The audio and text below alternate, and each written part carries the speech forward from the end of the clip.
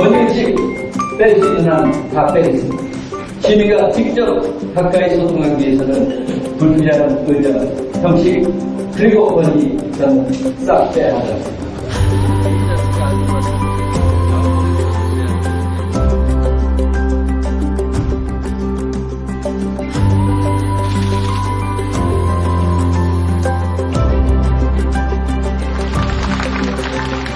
저는 의정부시의 슬로건을 내 삶을 바꾸는 도시 의정부로 정했습니다. 의정부 시민이 내 삶을 바꾼다라고 하는 것에 대해서 함께 하고 싶습니다. 여러분들의 생각 그리고 여러분들의 힘을 함께 모아가고 싶습니다. 무엇보다 행정 혁신을 통해서 저는 소통하는 도시를 만드는 것을 통해서 시작하고 있습니다. 나는 법령을 준수하고 주민의 복지 증진 및 지역사회 발전과 국가 시책의 구원을 위하여 의정부 시장으로서의 직책을 성실히 수행할 것을 엄숙히 선서합니다. 감사합니다.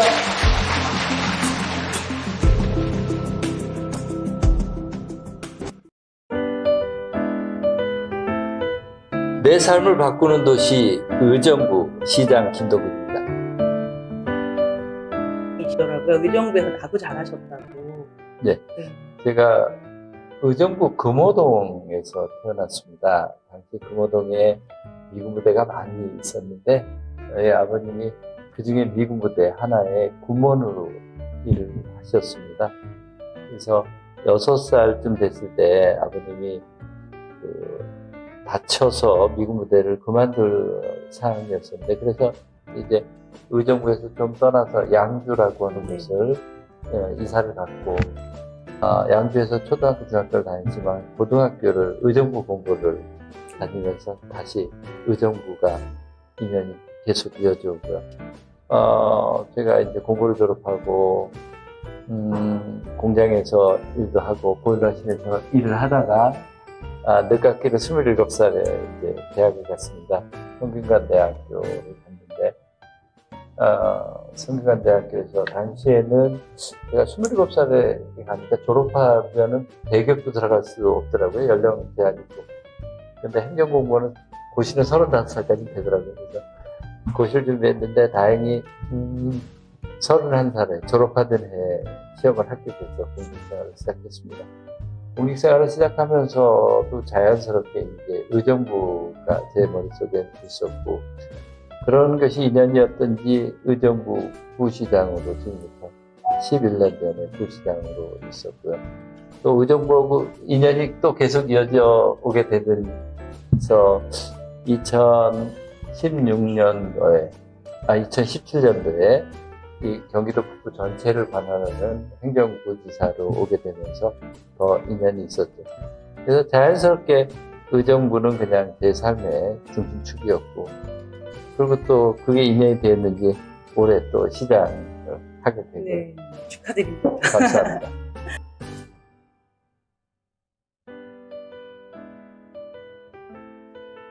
음, 27년 동안 공직 생활을 하다가 2017년 말에 은퇴를 했습니다. 그때 은퇴를 한 것이 당시에 의정부 시장에 출마 권유가 있고 그래서 출마를 해서 2018년도에 선거에 나섰는데 당시 그 자유한국당으로 출마했는데 역부족이더라고요. 안 되더라고요.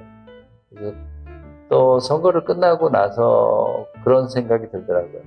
제가 뒤돌아보니까 내가 의정부 시장으로서 준비가 너무 안 된 상태로 출마를 하게 되는구나 하는 그런 생각을 했습니다. 그래서 좀 더 도시에 대한 공부도 더 하게 되고 또 의정부 요번 선거를 준비하는 걸 계기로 해서 의정부 곳곳을 다녀보면서 제가 발로 다녔습니다. 한 1년 3개월 정도를 매주 토요일 같이 의정부를 공부하고자 하는 사람하고 그룹을 만들어서 한 7, 8명이 한 그룹이 돼서 매주 토요일 한 3시간 정도를 한 그룹에서 구석구석을 다녔는데 그렇게 다니다 보니까 이제 조금 도시에 대한 전체에 대한 이해가 되고 그것을 정리했던 책이 이 의정부 현장 공부라는 책입니다. 그래서 의정부를 공부를 하면서 의정부뿐만이 아니고 전국에 좀 제가 참고를 하고 배워야 될 때라고 하는 데는 좀 많이 다녀봤습니다. 예를 들면 광주광역시도 가보기도 하고, 또 뭐 공주시도 가보고, 수원시도 가보고, 또 경기도에 있는 곳곳에 제가 참고를 해야 될 부분들도 다녀보고, 이렇게 해서 정리한 책이 이 책입니다. 저로서는 상당히 이 책이 애착이 가는 책입니다. 그러실 것 같아요. 왜냐하면 제가 구석구석을 발로 다니면서 도시를 어떻게 바꿔봐야 되겠다고 하는 그 관점을 정리한 거고요. 그리고 선거 캐치프레이즈라고 하는 게 과장되기 마련인데, 준비된 시장이라고 하는 것을 제가 캐치프레이즈로 썼습니다. 처음엔 좀, 이게 준비가 어느 정도까지 해야 준비가 해서 약간 좀 이렇게까지 써도 되는가 싶기도 했는데, 그냥 과감하게 썼습니다. 네. 근데 많은 분들이 거기에 대해서 공감을 해주시더라고요. 그래도 준비되어 있다. 선거를 준비하면서 한 1년 정도를 우리 스터디 그룹을 만들어서 같이 공부를 했습니다. 전문가들이랑 같이 공부를 하고, 그리고 그 공부한 내용을 유튜브로서 같이 공유를 하고, 그리고 책으로 정리를 해서 만든 책인데, 넥스트 시티라고 하는 이 책입니다. 이 책을 만들 때 정치인들이 흔히 출판 기념회 같은 걸 해서 사실 책을 강매하는데 그러고 싶지 않았습니다. 그래서 이 책은 유명 서점을 통해서만 판매를 했습니다. 교보문고하고 영풍문고를 통해서만 판매를 했는데, 교보문고에서 이게 베스트셀러 14위까지 올라갔었습니다. 그래서 많은 분들이 호평을 했고, 그리고 또 이 책을 읽어본 분들이 이거 행정을 하는데 꼭 참고할 만한 책이다, 바이블이다, 누구든지 실제 현장 행정을 할 사람은 필요할 거다. 그래서 책들을 구석구석 많이 사줬더라고요. 사가지고 이렇게 자기 지역에 있는 도서관에도 배포를 해주고 그래서 꽤 좀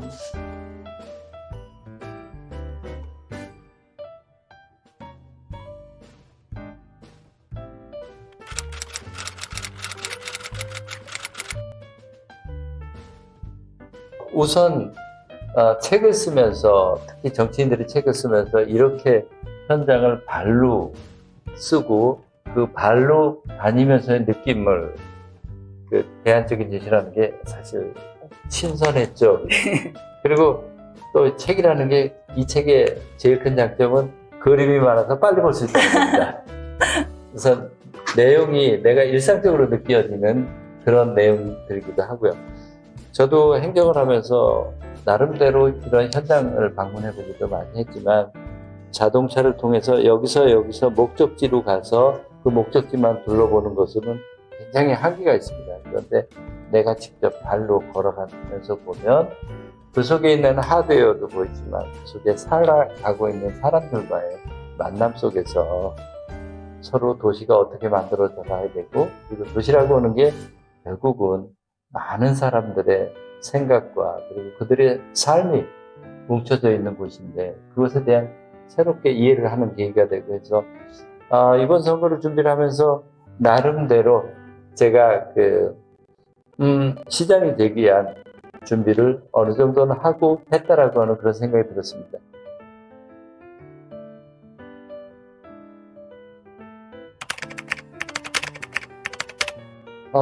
제가 공직생활을 하면서 하나의 원칙을 갖고 있었습니다. 그건 뭐냐면 매주 한 권의 책을 본다라고 하는 거였는데, 그러다 보니까 1년에 보통 한 7, 80권 정도의 책은 보더라고요. 27년을 공직생활을 했으니까 나름대로 이런저런 책들 많이 봤습니다.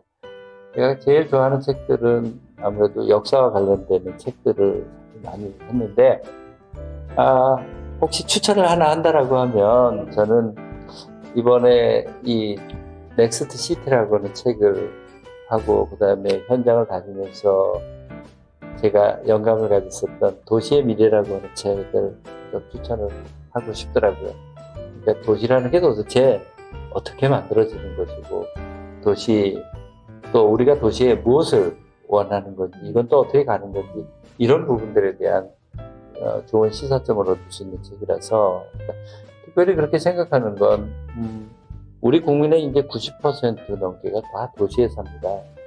그런데 내가 혼자 아무리 노력해도 도시의 기본적인 인프라들, 환경이 뒷받침되지 않으면 내 삶이 안전하지도 않고요. 내 삶의 질이 높아지지도 않고요. 나에게 많은 기회가 주어지지 않고요. 결국은 혼자 노력만 가지고 이게 되어지는 것은 아니다.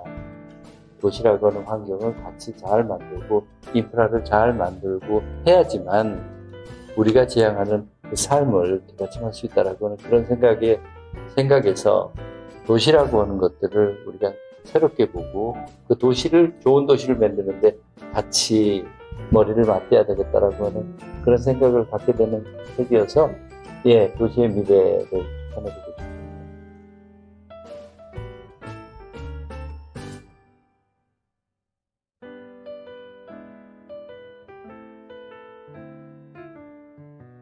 업무로 바쁘시겠지만 오늘은 함께 퇴근하도록 하시죠. 근데 나만 퇴근하는 건 아니지? 퇴근하자고. 안녕하세요.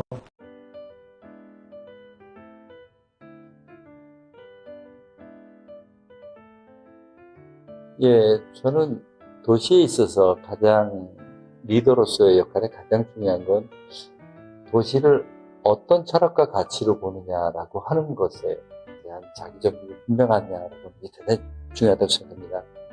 우린 그동안 양적인 성장 위주로 계속 와서 볼륨이 커지는 것이 새 미점을 놓았습니다. 예를 들면 인구가 40만 도시는 50만, 60만 되는 것이 도시 발전이라고 생각하고 그래왔죠. 그런데 한번 곰곰이 생각해 보면 40만 도시가 60만 도시가 됐을 때 우리 삶의 질이 높아져 가는가? 내 삶이 더 풍요로워지는가? 그것은 아니라고 생각합니다. 저는 도시에 있어서의 이제는 무엇을 지향하느냐라고 하는 것을 분명히 해야 된다고 생각합니다. 도시는 능률과 효율과 그런 가치 이상의 것을 가지고 있습니다. 우리 삶을 그대로 뒷받침하고 있죠. 그래서 좋은 도시들을 생각을 해보면 흔히 좋은 도시라고 평가받는 포틀랜드나 이런 도시들을 보게 되면 적정성장이라고 하는 개념들이 벌써 수십 년 전에 이 개념을 적용을 합니다. 그리고 이 도시가 생태도시든 이 도시가 삶의 자족을 얼마나 높이든 문화를 얼마나 풍성하게 하든 도시의 안전을 확보하든 등등 분명 삶의 질을 높인다는 하는 그 관점에 도시의 기본 방향을 정하고 그것을 꾸준하게 수십 년 실천해 갑니다. 그래서 좋은 도시가 만들어지게 되죠. 저는 그래서 무엇보다 중요한 것이 그 도시를 보는 가치와 철학이 리더한테 분명하느냐라고 하는 것이 대단히 첫 번째 중요한 거고요. 또 하나는 도시는 절대 한두 사람이 위해서 만들어지는 것이 아닙니다. 그것에 사는 사람들이 함께 그들의 아이디어와 그들이 지향하는 것이 비전으로서 만들어져 가게 됩니다. 그래서 끊임없이 우리 도시의 미래에 대해서 우리 도시가 지향할 것에 대해서 구성원 간의 끊임없는 대화, 토론과 그리고 그 합의 속에서 도시의 발전 방향을 만들어가는 과정. 흔히 그게 이제 비전을 만들어가는 과정이죠. 그것이 저는 대단히 중요하다고 생각합니다.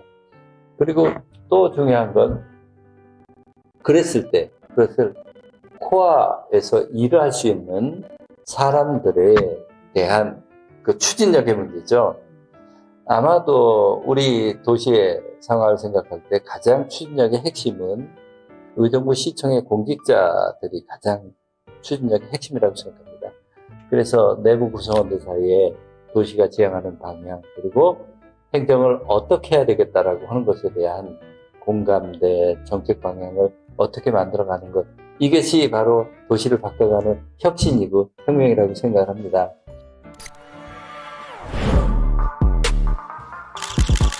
조직 구성원들이 질문하기 시작했습니다. 왜 꼭 이렇게 해야 할까? 저렇게 하면 왜 안 될까? 본질에 더욱 다가가기 위해 우리 자신에게 익숙한 방식에 대해 질문을 던집니다. 방식은 본질을 위한 도구일 뿐입니다. 시민을 위해 존재하는 조직이어야 한다는 것, 훌륭한 도시를 만들기 위해서는 우리가 먼저 혁신해야 한다는 것, 그것이 우리가 치열하게 지켜내야 할 본질입니다. 오늘도 우리는 질문을 던지고 질문에 대한 답을 동료들과 함께 찾아갑니다. 혁신은 미룰 수 없습니다. 지금 우리가 함께 시작해야 할 일입니다. 저는 우리 내부 구성원들한테 늘 그런 이야기들을 합니다.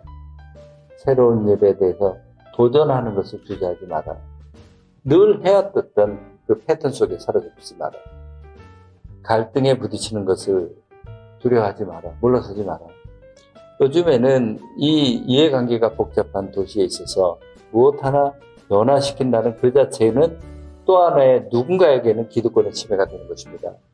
전체 구성원 전체를 보면 득이 된다 하더라도 누군가에는 기득권의 침해가 되는데, 그럴 때 그것을 용기 있게 실천력 있게 나아가는 그런 문화, 그리고 이것이 되기 위해서는 아마도 한 부서만이 할 수 있는 일은 거의 없을 것입니다. 여러 부서가 협업을 해야 되는데 우리 조직 문화가 그렇게까지는 아직 되어 있지 않는 것 같아요. 각자 자기 소속된 소규모 그 부서 파트 단위로 일이 되어지고 하는데, 이것에 어떻게 협력을 끌어내갈 수 있느냐라고 하는, 그것을 일하는 방식에 있어서 틀을 만들고 그것에 공감을 얻게 하는 일들, 제가 역점을 두고 있는 분야입니다.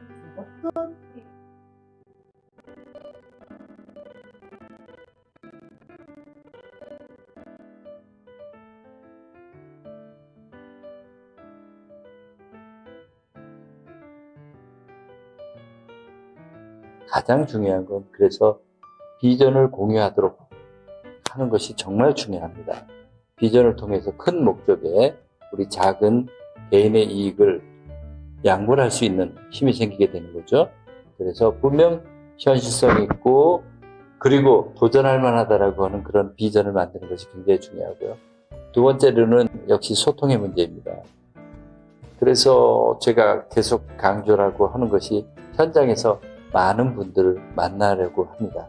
직접적인 소통 굉장히 늘리라고 하고 있고요. 그리고 제가 지향하고자 하는 가치, 도시를 보는 관점들 같이 공유하려고 많이 노력을 합니다.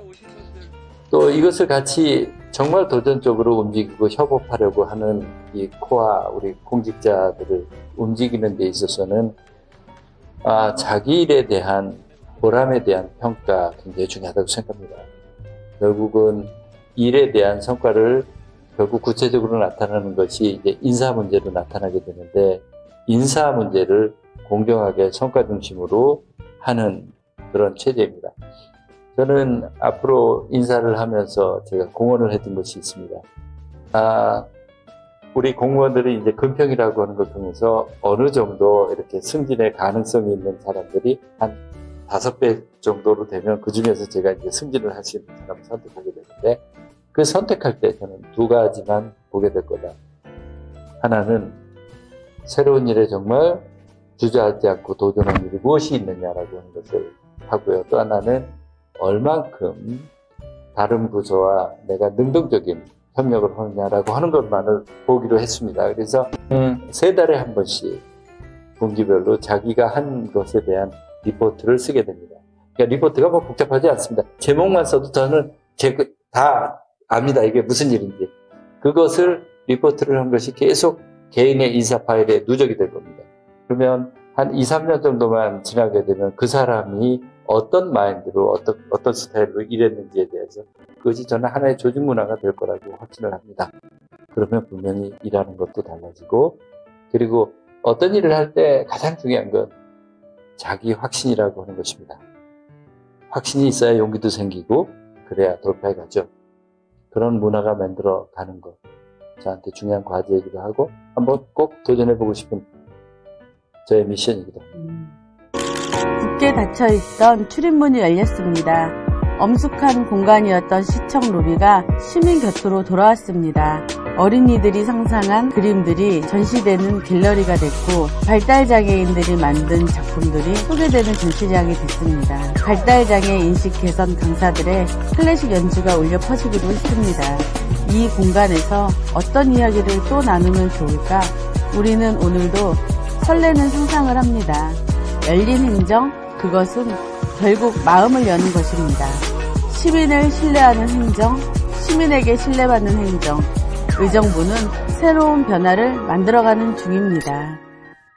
의정부에는 이 통제 시스템이 워낙 물통의 상징으로 되어 있습니다. 예, 이게 통제 구역을 만든 계기가 한 4, 5년 전쯤일 겁니다. 우리 발달장애인 부모들이 우리 아이들을 위한 별도의 학습 공간을 만들어 달라고 이 앞에 1층 현관에 와서 농성을 한 적이 있었습니다. 한 달 정도 이렇게 농성을 했는데 당시 전임 시장이 이걸 막아버리는 방법으로 통제 시스템을 이걸 만든 것입니다. 물론 행정의 효율이나 아니면 우리의 새로운 질서를 위해서는 통제 시스템이 긍정적인 기능도 있습니다만 의정부의 경우에는 워낙 출발부터가 그 발달장애인 학부모들을 막기 위한 것에서 출발해서 너무 불통의 상징이었고요. 두 번째로 제가 이것을 없애버려도 되겠다 싶은 것은 우리 시민들이 이제는 상당한 질서의식이 있습니다. 이거 없앤다고 해서 막무가내로 밀고 들어오는 사람들 아직 한 번도 없었습니다. 우리 지방자치를 시행한 지도, 그리고 우리가 이제 선진국 대열에 들어섰다라고 했을 때, 근데 우리 행정을 하는 걸 보면 아직도 시민들, 국민들을 아직도 어린아이 취급을 하는 경우가 너무나 많습니다. 성인이고, 이제는 우리 행정이 시민들 믿고 가야 될 때라고 생각합니다. 스스로 질서가 잡힐 거라고 생각하고, 과감하게 믿고 그것을 문을 열었는데 아직까지 별일 하나도 없고요.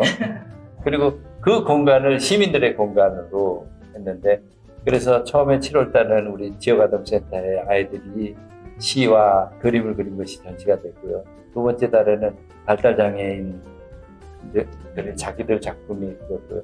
지금은 지역에서 아마 그림을 그리는 분들이 아마추어 분들이지만 자기의 이야기들이 그려진 것들이 비워집니다. 시청은 시민들의 공간입니다, 실제. 그래서 그것을 한번 상징적으로 만들어 보고 위해서 했는데 이게 반응이 좋아요. 그래서 따라하는 것도 많죠. 네. 제가 경기도에 평생교육국장을 할 때였습니다. 우리 경기도에는 한센인 마을이 5곳이 있습니다. 한센은 우리가 흔히 얘기하는 문득병이라고 그 마을들이죠. 그 중에 이제 포천에 있는 신평리에 있는 마을인데 지금은 장자마을이라고 이름을 바꿨습니다. 그 마을에 갔을 때의 느낌입니다. 그 마을에 손가락이 떨어지고 얼굴도 찌그러지고 있는 그분들을 배웠는데 우리 사회에 굉장히 배타적이죠. 아무래도 그분들이 자기들 모습도 그러니까. 근데 제가 평생교육을 하면서 그런 생각을 했습니다. 이분들한테 배운다라고 하는 것, 학습한다라고 하는 그 기쁨을, 즐거움을 같이 공유할 방법은 없을까라고 그분들하고 같이 마음을 트는 일들을 해서 행복학습마을이라는 것을 만들었습니다. 저도 굉장히 놀랐습니다. 그분들의 그 흡수하고 받아들이고 하는 것을. 처음에 그분들을 만나서 문맹이 한 70%가 넘었었습니다. 그분들을 만나서 공부를 하고 배우면 무엇을 할까라고 물어봤더니 그분들이 하는 이야기가 이런 이야기입니다. 내가 시장에 갈 때 배추, 시금치 뭐 이런 것을 써서 내가 시장에 한번 가봤으면 좋겠다. 은행에 가서 내 이름 섭자 쓰고 비밀번호 쓰고 돈 한번 받아봤으면 좋겠다.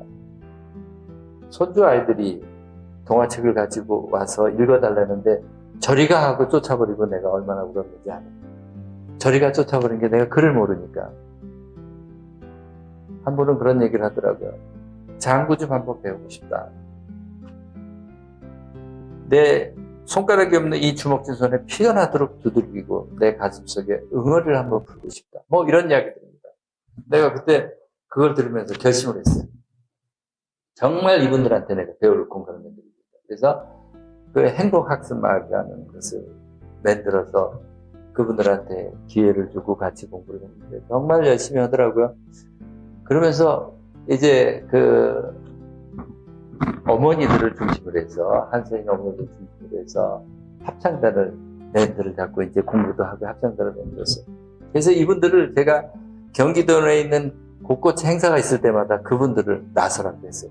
처음에는 우리가 어떻게 나서냐고 그러다가 이분들이 능동적으로 나서니까 비록 서툴지만 거기에 엄청난 많은 사람들이 격려를 하고 박수를 쳐주고 그들이 정말 당당하게 가슴을 열기 시작하더라고요. 한 2년쯤 지나고 나니까 저도 놀랐습니다. 그들의 입에서 감사하다, 고맙다, 긍정적인 단어들이 우리 일상적인 우리 장애를 갖지 않은 사람들이 쓰는 단어보다 훨씬 더 감사의 표현이 많고 삶을 긍정적으로 봐요. 그 이후에는 저 누가 가면 그렇게 당당하게 가슴을 열고 살아가더라고요. 저는 배운다라고 하는 것들, 학습이라고 하는 것들이 얼마큼 큰 힘을 갖는가에 대해서 아주 절감을 했습니다. 실제로 그렇게 했더니 그게 소문이 나서 KBS와 MBC에서 특집 프로그램으로 1시간을 찍어서 방영을 하기도 하고 그랬었습니다. 제가 그 프로그램을 하게 되는 동기 중에 하나는 그런 적이 있었습니다. 남한산 초등학교라고 대안학교가 아주 유명한 학교가 있었습니다. 그 대안학교를 방문했는데 교장 선생님이 학교에서 전학을 설명하면서 마지막으로 한 한마디가 저를 아주 울리게 하더라고요. 그분이 교육은 하더니 뜸을 들이더니 교육은 무엇이다죠? 교육은 단 한 사람을 위한 것입니다. 저는 그 말이 주는 그 메시지가 저한테 너무 컸습니다. 우리 행정을 하다 보면 흔히 사람을 통계로 봅니다. 내가 얼마큼 투자해서 얼마큼 해서 효과가 어떻게 되고 뭐 이렇게 통계책을 합니다. 그 속에서 배우고자 하는 한 사람의 우리는 깊이 있게 보지 않는 거죠. 저도 만약 통계로만 생각했다면 포천의 장자마을, 한센인 마을을 생각하지 못했을 것입니다. 오히려 그분들로 하여금 우리가 다른 곳에 학습할 기회가 만들었으니까 가시라 하는 쪽으로 접근했을 겁니다. 그렇지만 그 한 사람 한 사람이 갖고 있는 개별적인 여건을 생각하지 못하고 그렇게 했으면 안 됐을 겁니다. 제가 그분들한테 의견을 들을 때 저도 그런 얘기를 했어요. 인근의 마을에 가면 평생학습을 할 수 있는 기관들이 있고 그럴 텐데 왜 안 가서 배웁니까? 한 할머니가 그러더라고요. 나도 배우고 싶어서 갔어요. 근데 현관문을 돌리려고 이렇게 잡는 순간, 내 손을 보는 순간, 손가락이 없는 내 손을 보는 순간 나는 돌아올 수밖에 없었습니다. 내가 들어가면 다른 사람이 들어가고 그 한 사람 한 사람을 봐왔을 때 그런 얘기를 가능했을 것 생각하고 저는 공직생활하면서 굉장히 불안했습니다.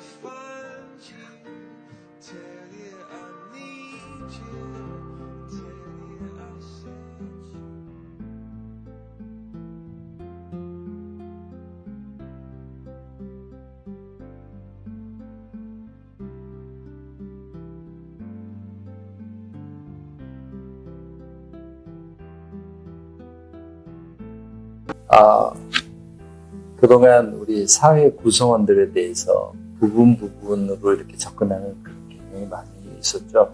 전체를 어떻게 또 갖느냐라고 그런 정책면에 있어서는 많은 분들이 같이 모이고 소통하게 하는 그런 플랫폼을 만드는 것이 굉장히 중요하다고 생각해서 그런 점에 좀 관점을 갖고 있고요.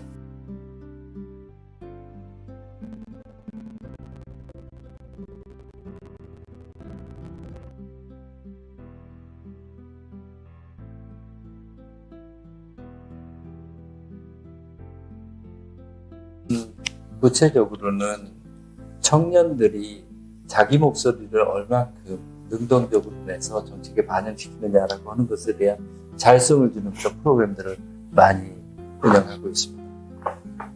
그 다음에 어르신들도 역시 저희가 그래서 시니어위원회라고 하는 것들을 이제 만들게 되는데요.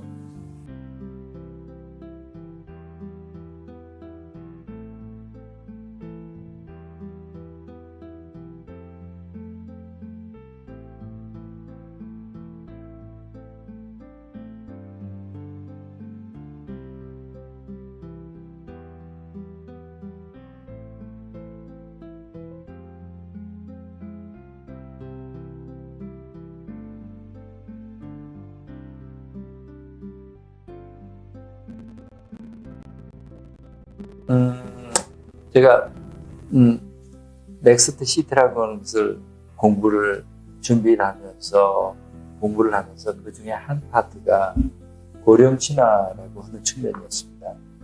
그러면서 정말 저도 새롭게 발견을 하고 깊이 인식한 것 중에 하나가 우리 사회에서 언제부턴가 60세 혹은 65세부터 한창 건강도 좋고 자기의 사회에 능동적인 일을 하고 싶어 하고 하는 역량도 있고 경험도 풍부한 보통 75세 내지 80세, 65세부터 그 인력을 우리는 자원이 아니라 우리 사회의 짐으로 생각하는 경향이 너무 컸더라고요.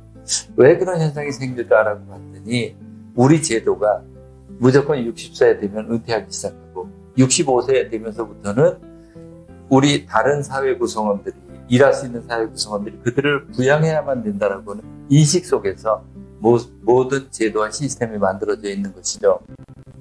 그분들이 스스로 능동적으로 참여할 수 있도록 하는 그런 것이 너무나 정책적으로 부족했었던 것이죠. 그런데 저도 현장을 많이 다니면서 대화를 나누면서 느낌을 생각해 보면 역시 자기 문제는 자기가 고민 속에서 나와야 현실성 있는 대안들이 나오고 그리고 그 일에 추진력이 생기게 되더라고요.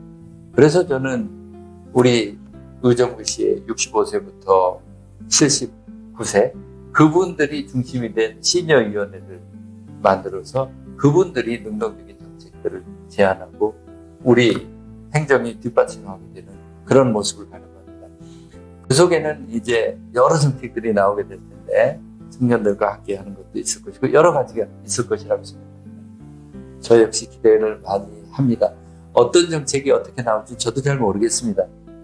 하지만 저는 분명 제가 할 수 있는 것은 그런 논의가 될 수 있는 플랫폼을 만드는 거죠. 그 플랫폼 속에서 각자 뛰면서 청년은 청년대로 어르신은 어르신대로 각자 뛰면서 정책적인 융합이 만들어질 것이라고 기대를 하고 있고 그렇게 한번 해볼 겁니다.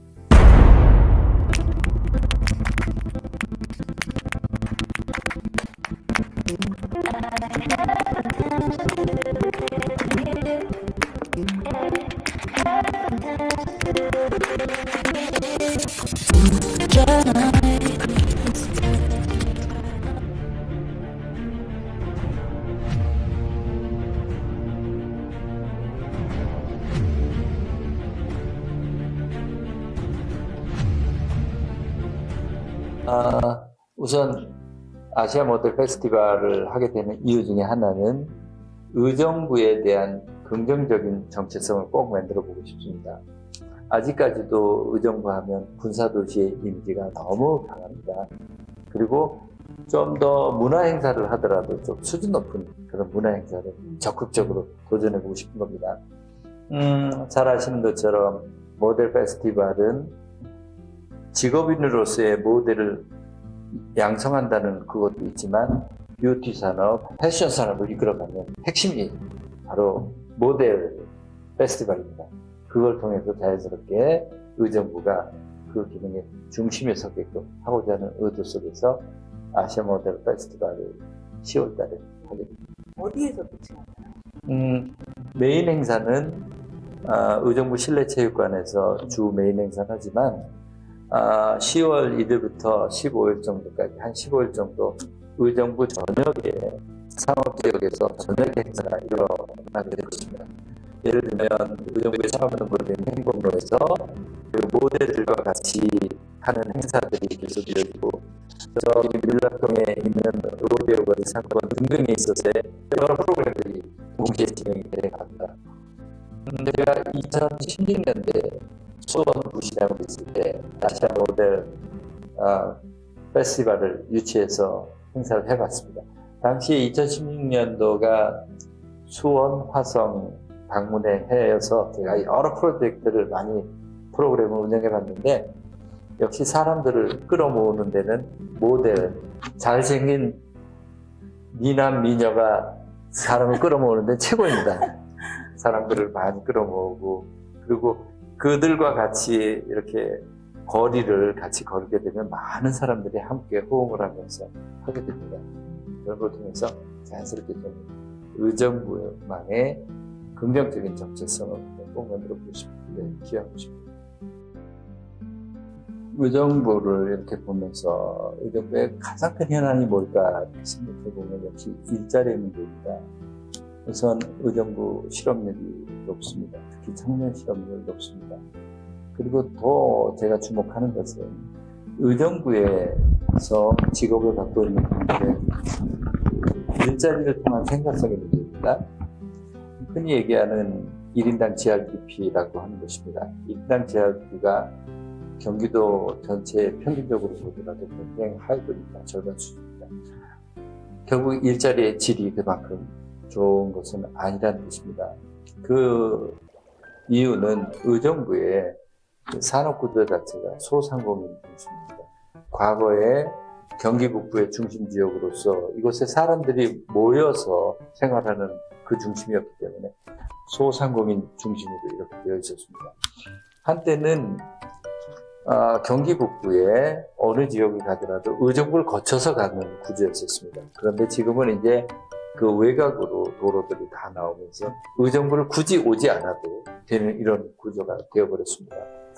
특히 이 소상공인 구조 속에서 코로나 같은 외부적인 충격이 지속되었을 때 그 경제적 타격을 가장 심하게 받는 지역 중에 하나가 바로 의정부라고 생각이 되었습니다. 그래서 어떻게 해서든지 양질의 일자리를 만드는 것이 저는 굉장히 중요하다고 생각하고 있고 거기에 역점을 두고 있습니다. 다행히 의정부에는 미군이 떠난 미군 공여지들이 있습니다. 그 중에 비교적 작은 규모인 경우에는 아파트를 짓는다든지 하는 방법을 통해서 개발 방향이 많이 진행되었습니다만 지금 큰 덩어리 땅이 두 군데가 있습니다. 캠프 레드클라우드 한 20만 평 이상의 활용이 가능하고요. 캠프 스탠리도 한 25만 평의 활용이 가능한 땅입니다. 수도권에 그렇게 그 공공이 갖고 있는 덩어리 땅, 이거는 거의 없는 기회입니다. 굉장히 대단한 기회입니다. 그곳에 일자리를 만들고자 하는 것입니다. 캠프 스탠리 같은 경우에는 서울에 인접해 있고 의정부 IC에 가깝고 구리포천 고속도로에서도 아주 접근이 가깝기 때문에 그곳에 저는 어쨌든 첨단 기업을 유치하려고 하는 그런 정책을 가지고 방법을 찾아갈 거고요. 그래서 의정부시에 지금 가장 핫한 이슈 중에 하나가 기업 유치로 이렇게 있습니다. 종전에는 기업 유치라고 하는 것에 대해서 이 조직에서 사실 인식조차도 거의 없었는데 그것을 하고요. 캠프 레드클라우드 같은 경우에는 저는 문화 디자인 클러스터로 만들 생각입니다. 의정부는 양주나 포천 지역은 섬유, 가구가 굉장히 발전된 지역입니다.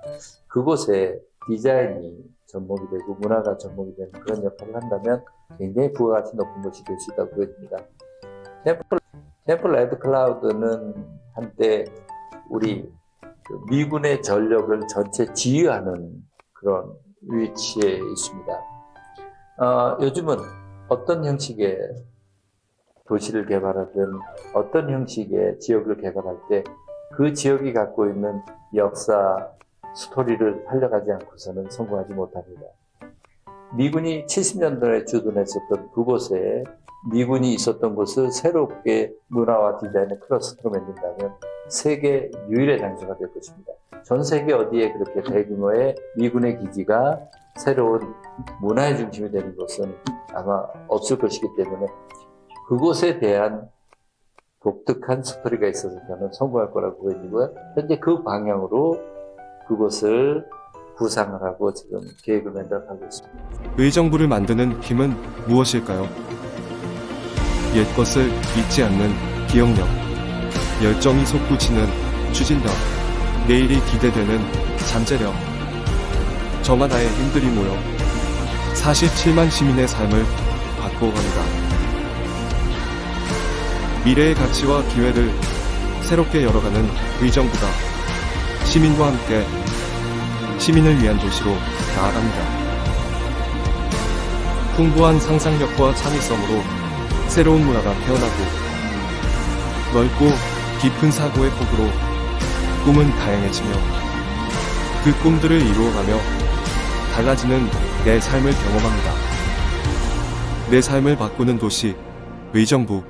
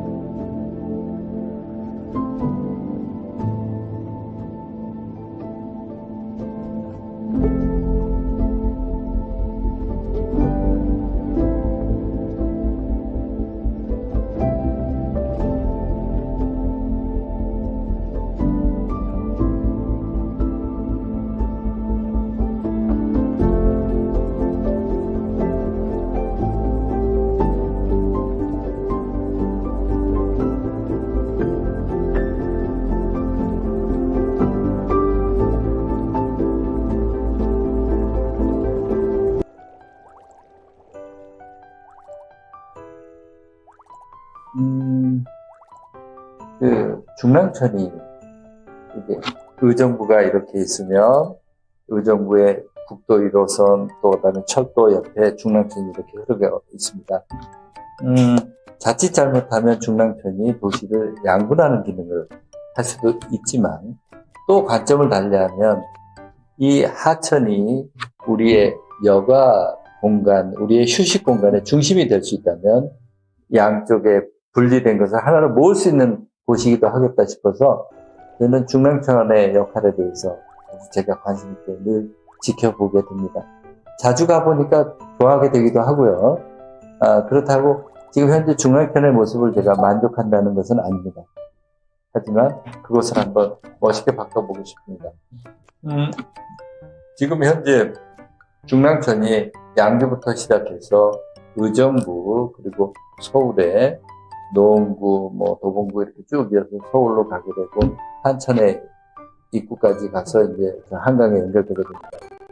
그런데 의정부 경계를 지나서 서울만 이렇게 딱 들어가게 되면 중랑천을 관리하는 게 뭔가 차이가 있습니다. 아무래도 저는 의정부 좀 너무 아쉽습니다. 조금 더 서울 쪽에 가서는 더 관리가 잘 되겠죠. 거기서 좀 더 가면서 탄천이 나와서 탄천을 보면 또 더 잘 되게 되죠.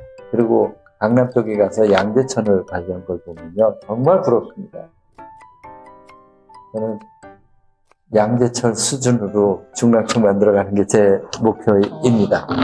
정말 양재천에 가보면 정말 많은 그 강남 쪽의 시민들이 그 속에 자기 삶의 일부분이 되어지고요. 양재천을 그렇게 자연형 하천 생활에 휴식, 그 다음에 여가 공간을 만들어내서 인근의 아파트 값이 그렇게 올라가는 이유 중에 하나이기도 합니다. 저는 의정부 중랑천을 그러한 공간으로 바꿔보고 싶습니다.